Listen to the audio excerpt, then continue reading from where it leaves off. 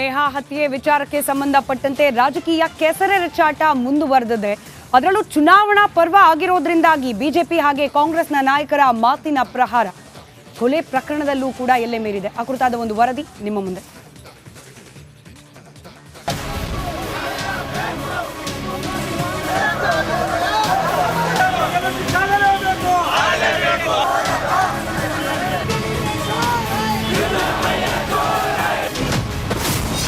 ರಾಜ್ಯದಲ್ಲಿ ಕಿಚ್ಚು ಹಚ್ಚಿದ ನೇಹಾ ಹತ್ಯೆ ಕೇಸ್.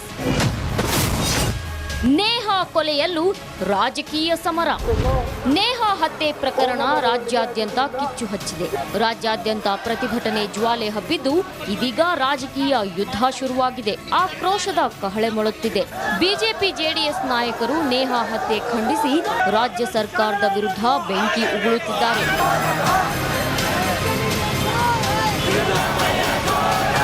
ನೇಹಾ ಹತ್ಯೆ ಖಂಡಿಸಿ ರಾಜ್ಯಾದ್ಯಂತ ಬಿಜೆಪಿ ಆಕ್ರೋಶದ ಕಹಳೆ ಮೊಳಗಿಸಿದೆ. ಸರ್ಕಾರದ ವಿರುದ್ಧ ಬಿಜೆಪಿ ರಾಜ್ಯಾಧ್ಯಕ್ಷ ವಿಜಯೇಂದ್ರ ವಾಗ್ದಾಳಿ ನಡೆಸಿದ್ದಾರೆ. ಅಶ್ವಥ್ ನಾರಾಯಣ್ ಹಾಗೂ ಬಸನಗೌಡ ಯತ್ನಾಳ್ ಕಾಂಗ್ರೆಸ್ ಸರ್ಕಾರದ ವಿರುದ್ಧ ಕೆಂಡ ಉಗುಳಿದ್ದಾರೆ. ಒಂದು ಹೆಣ್ಣುಮಗಳು ಹತ್ಯೆ ಆಗಿದೆ, ಅದಕ್ಕೂ ಕೂಡ ನಿಮ್ಮಿಂದ ನ್ಯಾಯವನ್ನು ನಿರೀಕ್ಷೆ ಮಾಡೋದಕ್ಕೆ ಸಾಧ್ಯ ಇಲ್ಲ. ತೇಜೋವಧೆ ಮಾಡ್ತಕ್ಕಂಥ ನೀಚ ಕೆಲಸಕ್ಕೆ ಹಿಡಿದಿರ್ತಕ್ಕಂಥ ರಾಜ್ಯ ಸರ್ಕಾರ ಇವರಿಂದ ತನಿಖೆ ಸರಿಯಾಗಿ ಆಗ್ತದೆ ಅಂತ ನಿರೀಕ್ಷೆ ಮಾಡೋದಕ್ಕೆ ಸಾಧ್ಯನಾಗಿದ್ರೆ ಆ ಹೆಣ್ಮಗುವನ್ನ ಮಸಿ ಬಳಿಯುವಂಥ ಪ್ರಯತ್ನಗಳನ್ನ ಎಲ್ಲ ಒಂದು ಕಡೆ ತನಿಖೆ ಮಾಡೋದು ಬಿಟ್ಟು ಪರ್ಸನಲ್ ಅಂತ ಯಾರೊಬ್ಬರು ಮುಖ್ಯಮಂತ್ರಿ ಆಗಿರೋರು ಸೂಕ್ಷ್ಮತೆಯನ್ನು ಗೃಹ ಸಚಿವರಾಗಿರೋದು ಸೂಕ್ಷ್ಮತೆಯನ್ನು ಗಮನಿಸ್ಬೇಕು ತಾನೆ. ಸೂಕ್ಷ್ಮತೆಯನ್ನು ಗಮನಿಸ್ತೇನೆ ಏಕಾಏಕಿ ಅದು ಪರ್ಸನಲ್ ಮ್ಯಾಟರ್ ಅಂತ ಹೇಳೋಂಥದ್ದು ಏನು ಪರ್ಸನಲ್ ಅಂತ ಅವ್ರ ತಂದೆ ಹೇಳಿದಾರಲ್ಲ. ಸಿದ್ದರಾಮಯ್ಯ ಗೃಹ ಸಚಿವ ಪರಮೇಶ್ವರ್ ಅವರು ಫೋನ್ ಮಾಡಿ ತಮ್ಮ ಪಕ್ಷದ ಕಾರ್ಪೊರೇಟರ್ ಕೂಡ ಮಾತಾಡ್ತಾರಲ್ಲ, ಅದೇ ಆ ಫಯಾಜನ ಮನೆಗೆ ಸೆಕ್ಯೂರಿಟಿ ಕೊಡ್ತಾರೆ. ನೇಹಾ ಹತ್ಯೆ ಖಂಡಿಸಿ ಪ್ರತಿಭಟನೆ ಮಾಡಿದ ಬಿಜೆಪಿಗೆ ಕಾಂಗ್ರೆಸ್ ನಾಯಕರು ಟಾಂಗ್ ಕೊಟ್ಟಿದ್ದಾರೆ. ನೇಹಾ ಹತ್ಯೆ ಕೇಸ್ನಲ್ಲಿ ಬಿಜೆಪಿ ರಾಜಕೀಯ ಮಾಡ್ತಿದೆ ಅಂತ ಡಿಸಿಎಂ ಡಿಕೆ ಶಿವಕುಮಾರ್ ಹಾಗೂ ಗೃಹ ಸಚಿವ ಪರಮೇಶ್ವರ್ ವಾಗ್ದಾಳಿ ನಡೆಸಿದ್ರು. ಇನ್ನು ಆರ್ಬಿ ತಿಮ್ಮಾಪುರ್ ಹೇಳಿಕೆ ಉರಿಯುವ ಬೆಂಕಿಗೆ ತುಪ್ಪ ಸುರಿದಂತಾಗಿದೆ. ನಮ್ದು ಶಾಂತಿಯ ತೋಟ. ಅವರು ಮುಸ್ಲಿಮ್ಸ್ ಬಾಂಧವರಿಗೆ ಅವ್ರಿಗೆಲ್ಲ ಕೂಡ ಮಾನಸಿಕವಾಗಿ ಹಿಂಸೆ ಕೊಟ್ಬಿಟ್ಟು ಈ ದೇಶ ಓಡೋಗ್ಬೇಕು ಅಂತ ಚಿತ್ರಹಿಂಸೆ ಕೊಡ್ತಾ ಇದ್ದಾರೆ. ಮತ್ತು ಎಲ್ಲರೂ ಕೂಡ ಭಾಳ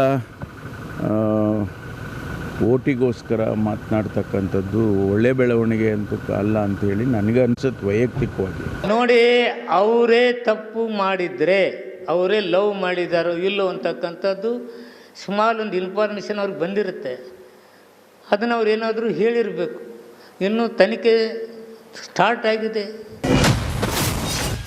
ನೇಹಾ ಹತ್ಯೆ ಪ್ರಕರಣ ಸಿಐಡಿಗೆ ಹಸ್ತಾಂತರ.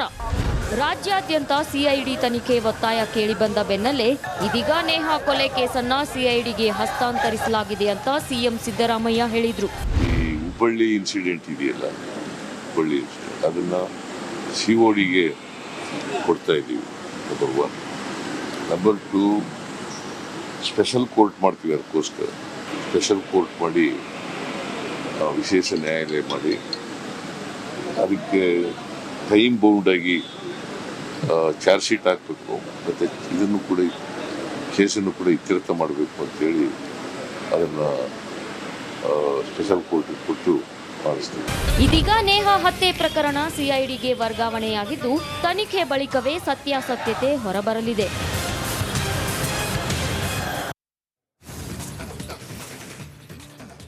ಒಂದು ಕಡೆ ರಾಜಕೀಯ ಆರೋಪ ಪ್ರತ್ಯಾರೋಪ ಆದರೆ ಇವತ್ತು ಇಡೀ ದಿನ ರಾಜ್ಯದ ಉದ್ದಗಲದಲ್ಲಿ ಬೇರೆ ಬೇರೆ ಸಂಘಟನೆಗಳು ಹಾಗೆ ಬಿಜೆಪಿ ಕೂಡ ನೇಹಾ ಹತ್ಯೆ ಪ್ರಕರಣಕ್ಕೆ ಸಂಬಂಧಪಟ್ಟಂತೆಯೇ ಪ್ರೊಟೆಸ್ಟ್ ಮಾಡಿದೆ. ಇದರ ಡೀಟೇಲ್ಸ್ ಅನ್ನ ಪಡ್ಕೊಳ್ತಾ ಹೋಗೋಣ. ಹುಬ್ಬಳ್ಳಿಯಿಂದ ನನ್ನ ಕಲೀಗ್ ನಾಗೇಂದ್ರ ಬಾಬು ಹಾಗೆ ನಮ್ಮ ಹುಬ್ಬಳ್ಳಿ ಪ್ರತಿನಿಧಿ ಪ್ರಕಾಶ್ ನೇರ ಸಂಪರ್ಕದಲ್ಲಿದ್ದಾರೆ. ಇದರ ಜೊತೆಗೆ ಬೆಳಗಾವಿಯಲ್ಲೂ ಕೂಡ ಇವತ್ತು ಪ್ರತಿಭಟನೆ ನಡೆದಿದೆ. ಅದರ ಡೀಟೇಲ್ಸ್ನೊಂದಿಗೆ ಮೈಲಾರಿ ನೇರ ಸಂಪರ್ಕದಲ್ಲಿದ್ದಾರೆ. ಮೊದಲನೇದಾಗಿ ನಾಗೇಂದ್ರ ಬಾಬು, ಇವತ್ತು ನಾವು ಗಮನಿಸಿದ್ವಿ ಅರ್ಧ ದಿನ ಬಂದ್ ಅಂಜುಮನ್ ಸಂಸ್ಥೆಯಿಂದ ಕರೆ ನೀಡಲಾಗಿತ್ತು. ಇದರ ಜೊತೆಗೆ ಬಿಜೆಪಿ ನಾಯಕರು ಕೂಡ ಪ್ರತಿಭಟನೆಯನ್ನ ನಡೆಸಿದ್ದಾರೆ. ಇದರ ನಡುವೆ ವಾಕ್ಸಮರ ಕೂಡ ನಡೀತಾ ಇರೋದು. ಒಟ್ಟಾರೆಯಾಗಿ ನೇಹಾ ಪ್ರಕರಣದಲ್ಲಿ ನಡೀತಿರುವ ರಾಜಕೀಯ ಡೀಟೇಲ್ಸ್ ಕೊಡ್ತಾ ಹೋಗೋದಾದ್ರೆ ಸ್ಮಿತಾ, ನೋಡಿ, ನೇಹಾ ಕೊಲೆ ಆದ ಬಳಿಕ ಅವರ ಕುಟುಂಬಸ್ಥರು ನಿಜಕ್ಕೂ ಕೂಡ ಬಹಳ ನೋವಿನಲ್ಲಿದ್ದಾರೆ. ಅವರ ಕುಟುಂಬದ ಜೊತೆಯಲ್ಲಿ ಆರಂಭದ ದಿನದಲ್ಲೂ ಕೂಡ ರಿಪಬ್ಲಿಕ್ ಕನ್ನಡ ನಿಲ್ಲುವಂಥ ಕೆಲಸವನ್ನು ಮಾಡ್ತಾ ಇದೆ. ನೋಡಿ, ಪ್ರೈಮ್ ಟೈಮಲ್ಲಿ ಜಯಪ್ರಕಾಶ್ ಶೆಟ್ಟಿ ಅವರು ನಿರಂಜನ್ ಅವರ ಹಿರೇಮಠ ಅವರ ಜೊತೆ ಮಾತನಾಡುವಂಥ ಸಂದರ್ಭದಲ್ಲಿ ಒಂದು ಮಾತನ್ನು ಹೇಳಿದ್ರು, ನಾವು ಯಾವಾಗಲೂ ಕೂಡ ನಿಮ್ಮೊಂದಿಗೆ ನಿಲ್ತೀವಿ ಅಂತೇಳಿ. ಆ ಮಾತನ್ನು ನಿರಂಜನ್ ಅವರು ನೆನ್ನೆಯೂ ಕೂಡ ನೆನಪಿಸ್ಕೊಂಡ್ರು. ರಿಪಬ್ಲಿಕ್ ಕನ್ನಡ ಯಾವಾಗಲೂ ಕೂಡ ನಮ್ಮೊಂದಿಗೆ ಇದೆ ಎನ್ನುವ ವಿಶ್ವಾಸ ನಮಗೆ ಇದೆ ಅಂತ ಒಂದು ಮಾತನ್ನು ಕೂಡ ಹೇಳ್ತಾ ಇದ್ರು. ಇದರ ನಡುವೆ ಈಗ ರಾಜಕೀಯ ಕೆಸರಾಚಾಟಗಳು ತಾರಕಕ್ಕೇರ್ತಾ ಇದೆ. ಮತ್ತೊಂದು ಕಡೆ ಇವತ್ತು ಧಾರವಾಡದಲ್ಲಿ ಅರ್ಧ ದಿನ ಬಂದ್ ಕರೆ ಕೊಡಲಾಗಿತ್ತು. ಪ್ರಮುಖವಾಗಿ ಮುಸಲ್ಮಾನ್ ಸಮುದಾಯದ ಎಲ್ಲ ವ್ಯಾಪಾರಸ್ಥರು ಕೂಡ ಇವತ್ತು ತಮ್ಮ ವ್ಯಾಪಾರವನ್ನು ಸ್ಥಗಿತಗೊಳಿಸುವ ಮೂಲಕ, ಅಂಗಡಿ ಮುಂಗಟ್ಟುಗಳನ್ನು ಕ್ಲೋಸ್ ಮಾಡೋ ಮೂಲಕ, ಅಂಜುಮನ್ ಹೈಸ್ಕೂಲಿಂದ ತಹಶೀಲ್ದಾರ್ ಕಚೇರಿವರೆಗೂ ಕೂಡ ಮೌನ ಮೆರವಣಿಗೆಯನ್ನು ಮಾಡೋ ಮೂಲಕ ಒಂದು ನ್ಯಾಯ ಸಿಗಬೇಕು ಅಂತ ಹೇಳಿ ಆಗ್ರಹಿಸಿ ಒಂದು ಪ್ರತಿಭಟನೆಯನ್ನು, ಒಂದು ರ್ಯಾಲಿಯನ್ನು ಮಾಡ್ತಾರೆ. ಆ ಸಂದರ್ಭದಲ್ಲಿ ಅಂಜುಮನ್ ಸಂಸ್ಥೆಯ ಕೆಲ ಮುಖ್ಯಸ್ಥರು ಮಾತನಾಡುವಂಥ ಸಂದರ್ಭದಲ್ಲಿ ಇದು ಮುಸಲ್ಮಾನ್ ಆಗಿರ್ಬೋದು, ಹಿಂದೂ ಆಗಿರ್ಬೋದು, ಯಾರೇ ಮಾಡಿದರೂ ಕೂಡ ಇದು ತಪ್ಪು. ಆದರೆ ಒಬ್ಬ ಮಾಡಿರುವಂಥ ಒಂದು ಕೃತ್ಯದಿಂದಾಗಿ ಇಡೀ ಸಮುದಾಯದ ಮೇಲೆ ಕೆಟ್ಟ ಪರಿಣಾಮ ಬೀರ್ತಾ ಇದೆ. ಹಾಗಾಗಿ ಮುಂಬರುವಂಥ ದಿನಗಳಲ್ಲಿ ಇಂತಹ ಒಂದು ಘಟನೆಗಳು ಆಗಬಾರ್ದು.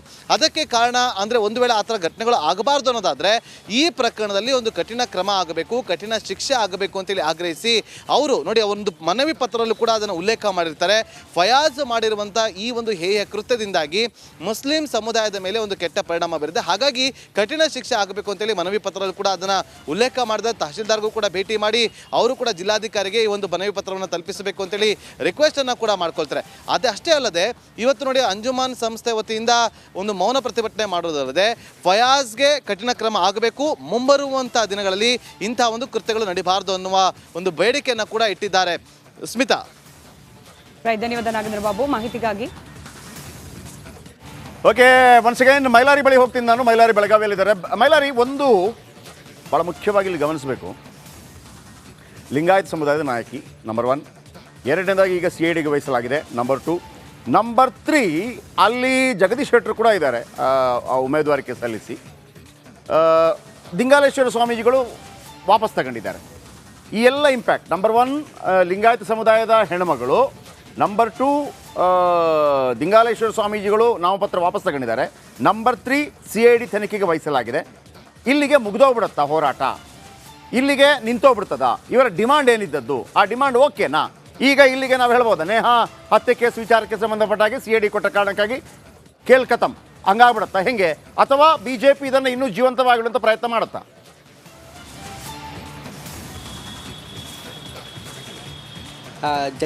ಖಂಡಿತ ಜಯಪ್ರಕಾಶ್, ಇಲ್ಲಿ ಪ್ರಮುಖವಾಗಿ ಈ ಒಂದು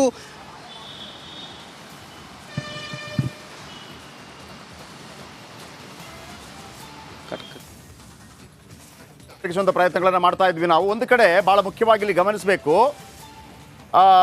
ವೀರಶೈವ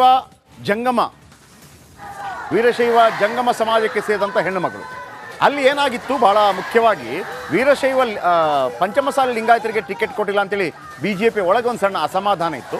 ಹಾಗೇನೇ ದಿಂಗಾಲೇಶ್ವರ ಸ್ವಾಮೀಜಿಗಳು ಕೂಡ ಕಣಕ್ಕಿಳಿದಾಗ ಈ ಹರಿಹರ ಸ್ವಾಮೀಜಿಗಳು ಇವರೆಲ್ಲ ಸಪೋರ್ಟ್ ಮಾಡಿದರು. ಇದೇ ಸಮಯಕ್ಕೆ ಕರೆಕ್ಟಾಗಿ ಅಲ್ಲಿ ನೇಹಾ ಕೊಲೆ ಆಗುತ್ತೆ. ನೇಹಾ ಕೊಲೆಯನ್ನು ಒಂದು ರೀತಿಯಲ್ಲಿ ಅಫ್ಕೋರ್ಸ್ ರಾಜಕೀಯಕ್ಕಾಗಿ ಬಳಸುವಂಥ ಒಂದು ಸಂದರ್ಭ ಒದಗಿ ಬರುತ್ತೆ. ಅದು ಕೂಡ ಅದು ಹಿಂದೂ ಮುಸ್ಲಿಂ ಆದ ಕಾರಣಕ್ಕಾಗಿ ಅದೆಚ್ಚು ಪ್ರಭಾವಶಾಲಿಯಾಗಿ ಕಂಡು ಬರುತ್ತೆ. ಮೈಸೂರಲ್ಲಿರ್ಬೋದು, ಬೆಳಗಾವಿಯಲ್ಲಿರ್ಬೋದು, ಎಲ್ಲ ಕಡೆ ಕೂಡ ಹೋರಾಟಗಳಾಗುತ್ತೆ. ಒನ್ಸ್ ಅಗೈನ್ ಮೈಲಾರಿ, ಈಗ ಇದು ಮುಗಿದೋದ ಅಧ್ಯಾಯ ಆಗತ್ತಾ? Very simple question. CID ಕೊಟ್ಟ ಕಾರಣಕ್ಕಾಗಿ ಮುಗಿದು ಹೋದ ಅಧ್ಯಾಯ ಆಗತ್ತಾ, ಅಥವಾ ಇದನ್ನು ಜೀವಂತವಾಗಿಡುವಂಥ ಪ್ರಯತ್ನಗಳು ಸಾಗತ್ತಾ?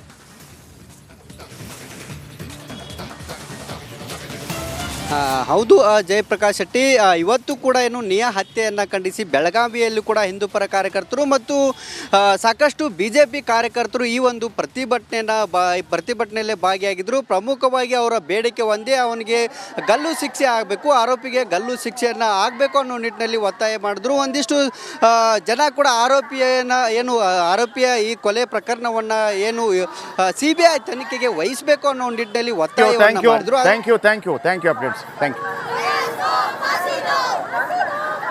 ಇಲ್ಲಿ ನೋಡಿ, ಒಂದು ಟ್ವಿಸ್ಟ್ ಪಡ್ಕೊಂಡಿದೆ. ಈಗ ನನ್ನ ಪ್ರಕಾರ ರಾಜಕೀಯ ಒಂದು ಟ್ವಿಸ್ಟ್ ಪಡ್ಕೊಂಡಿದೆ.